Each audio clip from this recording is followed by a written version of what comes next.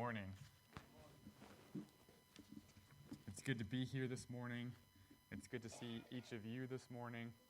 And we're so grateful for the opportunity to worship God and to spend time with His people and encourage one another. And so thank each of you for taking the time to join us and to worship God together this morning. If you'd like to open to Matthew chapter 5. Matthew chapter 5.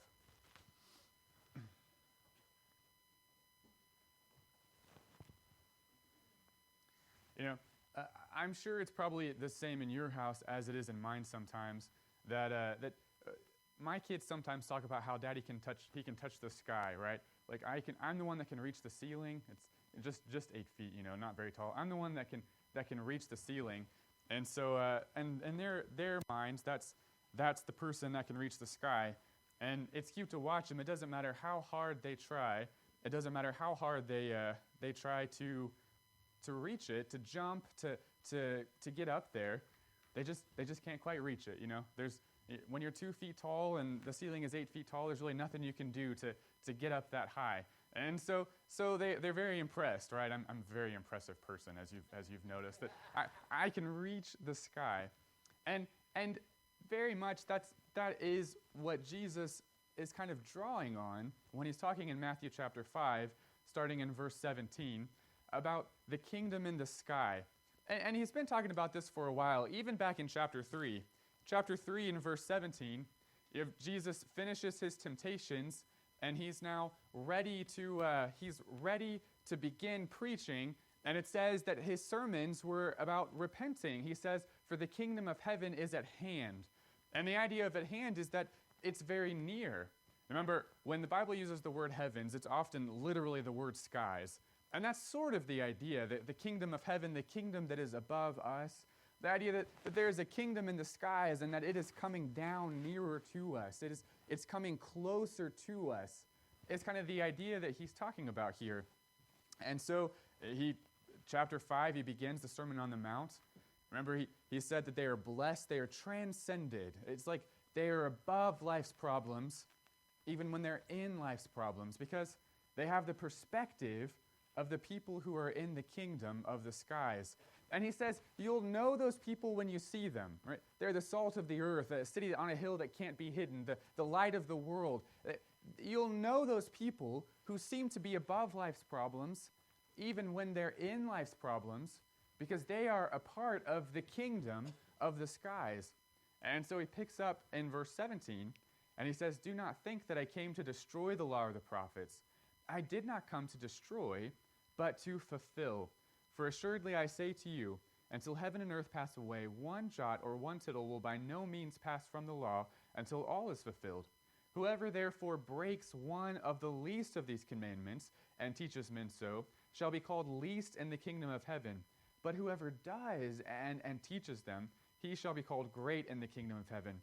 For I say to you that unless your righteousness exceeds the righteousness of the scribes and Pharisees, you will by no means enter the kingdom of heaven." He says, it is so close, it's almost like you can reach up and grab it. But the people who seem most likely to grab it, the scribes and the Pharisees, are actually the ones who are least capable of grabbing it. If they are the light of the world, if they are a city on a hill, then you would know if they were these kinds of people. And so he says it should be obvious that they're actually not these kinds of people. And so he's kind of clarifying for them, who are the blessed people? Well, it's not the people who say that Jesus came to destroy the law and the prophets. He almost switches in verse 17. It seems almost abrupt, talking about glorifying the Father and shedding light on the world. And then he suddenly says, don't think that I came to destroy the law or the prophets. He's saying that because someone is saying that about him. Someone's accusing him of being there to get rid of the law of Moses. And he says the people who are saying that, they are not the light of the world. They are not the blessed people who can reach the kingdom of the skies. In verse 19, it's not those who break the least of the commandments and teach other people to do that. And then he gets really specific. It's not the scribes. It's not the Pharisees. These people seem like they should be able to reach it. They seem like they should be above life's problems. They seem like they should be the perfect candidates. But he says, you can see clearly when you have the right standard that they are not the right people. And so as he talks about that, you can kind of flip that over and look at it from the other perspective of he also tells us what kinds of people are ready for the kingdom of heaven. What kinds of people are prepared to be a part of that? And he basically gives that to us in basically like a step stool fashion. There's a step stool with 3 different steps. I know our step stool at home, it has 3 different steps, and my kids like to climb up to the top one and then come back down. There's just something really fun about climbing up and down a step stool, I'm not sure. And so he gives it to us in kind of that 3-tiered step stool of what it takes to prepare to reach for the kingdom of heaven. And really, in verses 17 and 18, it's the idea of having kingdom-worthy thoughts, what you think about, how you spend your time thinking, that then after that you step up then to having kingdom-worthy standards, and right, what you think about will change what your standards are, what your expectations for your life are. And then from there, that leads to kingdom-worthy actions. And so what you think about informs what you expect of yourself. What you expect of yourself informs what you do, how you spend your time. And so that's what Jesus says he wants the people to prepare so that they can reach that kingdom that is coming down close to them. That's what he says he wishes the Pharisees and scribes would do, so that they could reach that kingdom that is coming down closer to them. And so I'd like to consider those 3 ideas this morning from Jesus' perspective in verses 17 through 20. First, the idea that we want to transcend to kingdom-worthy thoughts. This is kind of what Paul says in 2 Timothy chapter 2 and verse 7. In 2 Timothy chapter 2 and verse 7, he says, consider what I say. It's to think hard about it, to really, really spend time contemplating and meditating and thinking about this message that Paul was bringing them from God. And so when Jesus says in verse 17, Matthew 5:17, he says, do not think, that word for think is kind of the idea of making something a routine thought. It's the scribes and Pharisees have been saying it over and over again. He has come to destroy the law and the prophets. He's come to get rid of Moses. He's come to do all of these evil things. And you know what happens when you say something over and over again? You start to believe that, right? The more that you hear something, the more that it seems true. And so they're sort of trying to make it the customary thought of the people. When they hear people talk about Jesus, they want people's first thoughts to be, oh yeah, he's the guy that came to get rid of Judaism. He's the guy that came to get rid of the law and the prophets. And so he says, don't make that your customary thought. Don't make that what you are thinking about all the time. Instead, he points to how he says he didn't come to destroy it, but to fulfill it. It's the idea, we've talked about this word, it's the idea of to fulfill, it's kind of the same idea of like stuffing yourself full. You've eaten so much that your stomach is bulging and you were really happy while you're eating, but now you kind of wish, why did I do that?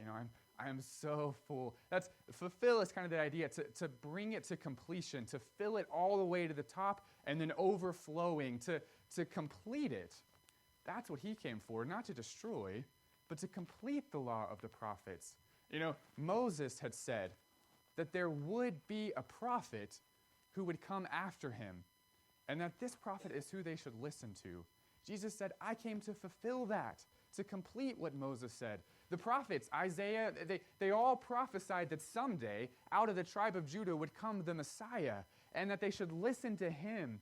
And Jesus says, I came to complete those prophecies, to fulfill what God has said about this. And so he points to a great respect that he has for God's law. But then in verse 18, he says, assuredly, I say to you, until heaven and earth pass away, if there is still the ground beneath you and the sky above you, if this universe is still turning and all of the law and the prophet hasn't been fulfilled, then by no means will it pass away. It says, you can see the evidence of it, that he is there to fulfill it, and that it is still in effect while he is there speaking.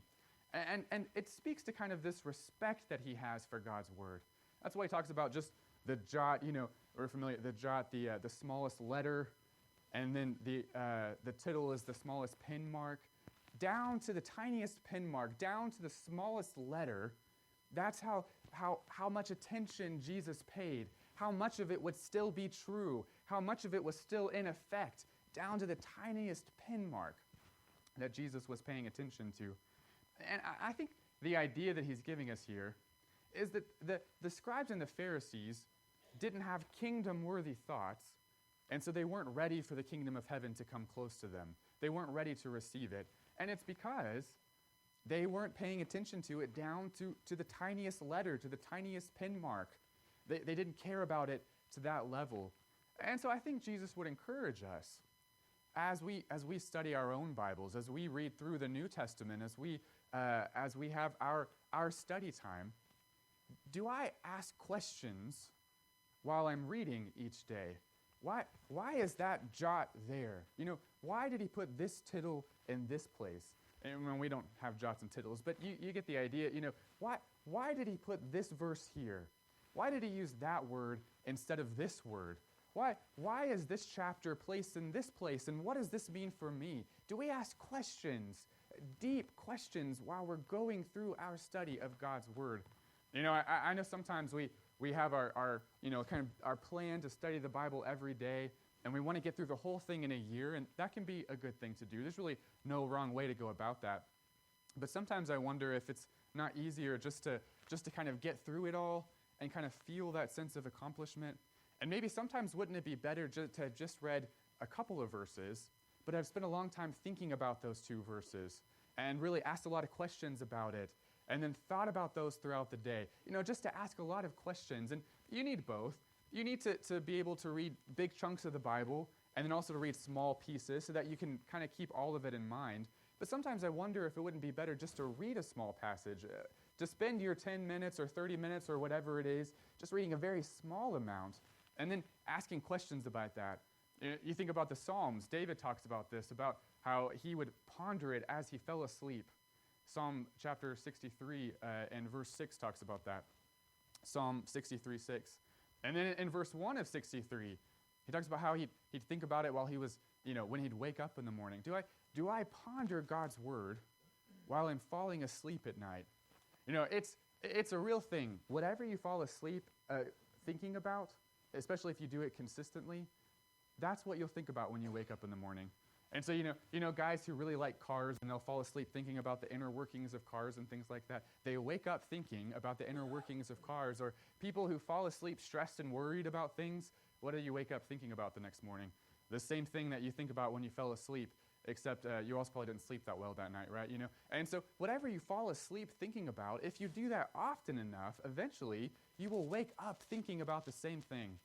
There is almost no greater advantage to your walk in Christ than waking up in the morning thinking about God's word, because you fell asleep thinking about God's word. Do I ask questions? Do I ponder it through the day? And as I fall asleep, while I'm getting ready in the morning, do I spend time thinking kingdom-worthy thoughts about God's word? There's a German proverb. It put it this way: better to have an empty purse than an empty head.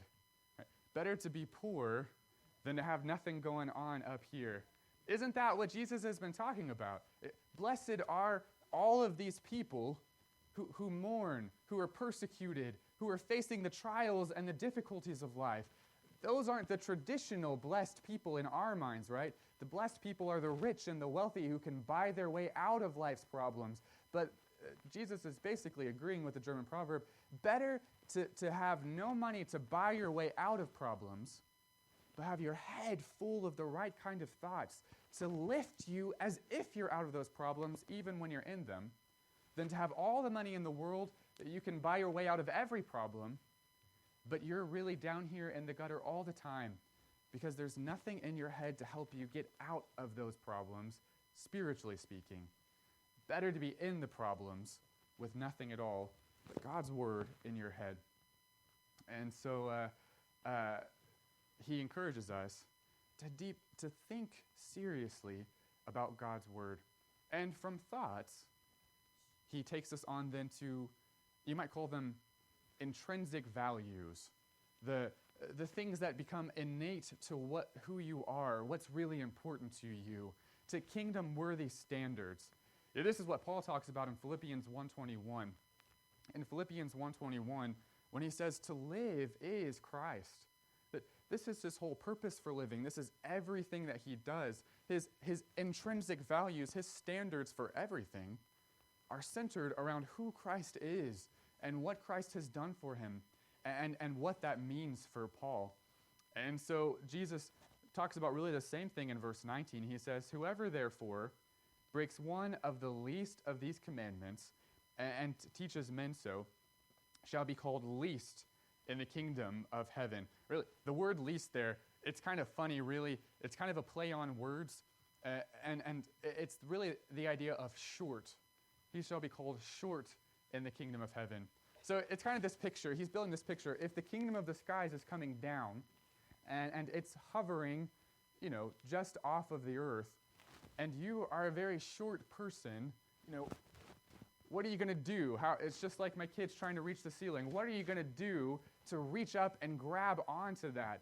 Now, it's not a dig against short people. It's a comparison. It's going to be harder for a short person to reach up and grab onto a kingdom floating just above the earth. And so there's that comparison, which he continues and says, but whoever does and teaches them, he shall be called great. He shall be called tall in the kingdom of heaven. That person doesn't have quite as far to reach. He doesn't need as much help to get up there because he's naturally a taller person. And this is where Jesus says it's better to be tall than short. And so I'm very tall, and I really appreciate that. So y'all just know that. Okay, no. So it's not about tall and short. But he's just making that comparison for us there, that those who break the least commandments, break is the idea of unties, not even to just ignore it completely, who unties it a little bit, who's just kind of pulling the string so that it's a little bit looser this way. You don't have to do that, even though it kind of says you do, or you can do it just a little bit different than what it says over here, and that's okay.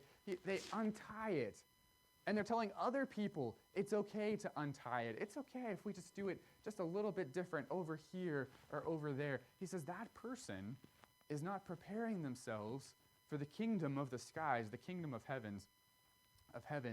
But then, remember, from the salt and the light, there are people that we know who really do seem above life's troubles, even when they're in them. And so you look at them, and you think, and that person, it doesn't matter what's happening to them. They are always trying to just be faithful and to obey God's, even the smallest commands, even the least of them, the ones that seem the most insignificant. They're not perfect. We see them make mistakes. They own up to their mistakes, but they're always trying. And then, whenever they look at someone else who's in life's troubles, whenever they look at someone else who's struggling, they have God's words, those thoughts floating around in their head, and they're able to say, hey, I know what it's like to struggle with that. And here's what God's word says about how you get through this. Here's what God's word says about how we overcome this. And so they do, and they teach even the smallest of God's commandments in the most difficult times of life. Those are the transcended people. Those are the people who are ready to reach up and to be pulled into the kingdom of the skies that had come down closer to them when Jesus is preaching this at this time. What about me? What about you? Do I see my troubles from a high up perspective, not down just looking at the mud? Do I see kind of the big picture like God does? Of course, we won't see it as fully as God does, but still we get the sense of, I look down at myself and I see I don't like the trouble I'm going through. I don't want to go through this trouble, but God has it under control. I know he does. I can focus on that and get through the mud, or am I just focused on the mud? Am I just focused on the difficulties? Is it my instinct to think of biblical solution to problems when they arise, or when others have problems, when you see other people struggling? Is it my instinct to think of biblical solutions? Have I filled my head so much with God's word that when life is happening, my values, my standards, they are focused on how can God's word get me through that. Now, maybe you're like me, and you're thinking, not always or even often is that my instinct. And this sermon is not built to make you beat yourself up about it not being your instinct. The point is, Jesus says you can become that. You can work through that. And he's given you the step ladder how to get there. If it's not your instinct, when life gives you troubles, to automatically think in your mind back to God's word and how it can get you through those troubles, the first step to building that into your life is having lots of deep thoughts, having lots of time thinking about God's word, kingdom-worthy thoughts. And that's naturally going to lead to kingdom-worthy standards, to intrinsic values, to this sort of instinct that when you are struggling, when you see someone else struggling, you know what God's least commandments are, and you desire to apply those to your troubles. You know what it are, and you desire to help other people apply those to their troubles. It's kind of like what one American poet said. He said, what lies before us and what lies behind us are really tiny matters compared to what lies within us. I think in some ways that's very true. That's the idea here of it's those thoughts that are in you that lead to those intrinsic values. That's what really matters, not the troubles of life. That's why the people who are in those troubles, Jesus says, they are blessed even while they're troubled, because it's what lies within you that matters. And those standards are what lead to the last step, to the actions, kingdom-worthy actions. That's why Solomon says in Proverbs 4:23, it's out of the heart that spring the issues of life. It's what you've put into your heart that lead to how you respond to situations, what you're ultimately going to do about them. And so he's talking here in verse 20 about righteousness. Really, that's the idea of right actions, the good things that you're doing, the right actions that you're performing. And he's talking about exceeding, something that's overflowing. Really, you could think of it this way. It's the idea of piling something up. Right? The scribes and the Pharisees, they've piled up their right actions, and it's kind of like just a little molehill. And so they go to step on them to propel them higher to the kingdom, and it kind of sinks down underneath them. Right? It's not enough. Whereas other people, he says, they might build right actions to a place where it's very tall. You could assemble them into a ladder. You could climb up them to get you closer to it. Now, I will clarify here. You've got to keep what Jesus is saying in context. He is not at this point giving them the plan of salvation. He is not at this point talking about everything involved with that plan. And so he is not specifically talking about God's grace here, although he does in many other places. He's not specifically talking about God's mercy here, although he does in many other places. And so when he talks about piling it up and climbing up that pile so you can get closer, he's not talking about earning your way into the kingdom of the skies. He's not talking about kind of earning your salvation. By taking the whole picture in mind, you'll also see in other places of the Bible where it talks about how we need God's grace, how we need his mercy, how we can't save ourselves. But all the same, he is saying that you can set yourself up for success or you can set yourself up for failure. What you do does matter. That's the parable of the soil, right? There's some people who have not cultivated their soil, and so they never enter the kingdom of heaven, or even if they do, they fall out of the kingdom of heaven because the soil isn't prepared. Then there's that group that prepared their soil. They're taller. They're ready for the kingdom of the skies. And so it's not that they're earning their salvation, but there is a matter of preparation on our part that we have some say in preparing ourselves for what God offers us and piling that up so that we're ready when it comes. So, with that in mind, do I judge my actions as good enough in comparison to other people? And that's really what the scribes and Pharisees did. They judged their actions. We are more righteous than these people over here. And by focusing on all the people around them, they were shrinking and sinking and getting farther and farther from the kingdom of heaven. Or maybe, am I faking transcendence? Do I pretend like I'm up here, I can see things from up here, but inside I know that I really don't. And I'm always torn to pieces and stressed and worried and concerned. And so on Sunday morning, someone says, "Hey, how are you doing?" And I say, "I'm doing fine. How are you?" And they say, "I'm doing fine." And then I go on my way. And to everyone on the outside, it looks like I've got it all together.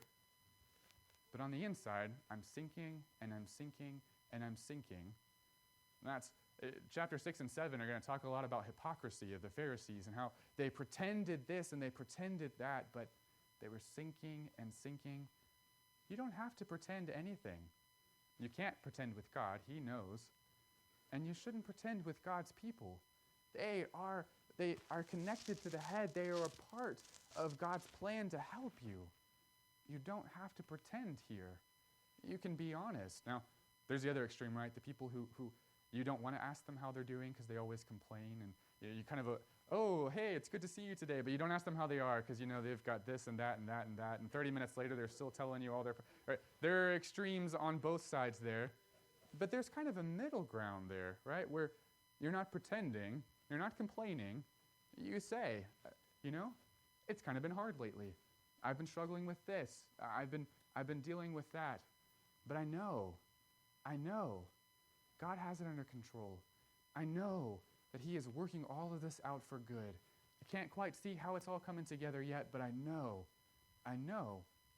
that He is going to work it all out for good in the end." And that is so much more impactful than, "I'm fine." People, Jesus says, who is the salt of the earth? Who is the city on the hill? People who are in life's troubles. Christians who are in life's troubles, but they see life's troubles from up here. And just an honest saying, "It's been really hard, but I know God has it under control." And people see you and everything you're struggling with, and they see that you do struggle, but overall, you are calm and okay with it because you know what God has done for you and you know what He continues to do. That's what makes a person the light on the hill. It's not wearing Christian t-shirts, although there's nothing wrong with that. It's not going places and introducing yourself in a way that, "Oh, well, I'm a Christian," or "I'm going to point out this or that about you so that you know that I'm a Christian." It's not bumper stickers. That's not what makes us a city on a hill. And not that some of those things are necessarily wrong, but that's not what makes people know who we are.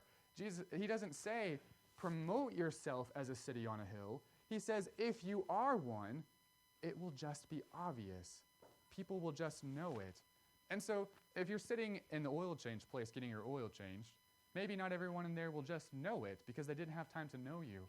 But people who see you day in and day out, they will just know it because you're here, but it sure seems like you're up here because you have filled your mind with kingdom-worthy thoughts. And that has led your standards to be filled with kingdom-worthy standards. And so therefore, what follows almost naturally, kingdom-worthy actions, because you know who's in control. You know who guards your soul. You know who helps you. If you like music, maybe you'll appreciate this. I laughed when I heard this. There's a person who said that there are those people who conduct and there are people who compose, and they're two different jobs. And he says almost anyone who composes and conducts at the same time must be faking one of them, right? Like, you can't stand up there and do this and then compose in your head at the same time. That's impossible. And so that's kind of the idea. If your life is always fine, but also you're transcended above life's troubles, you're faking one of those. You can't always be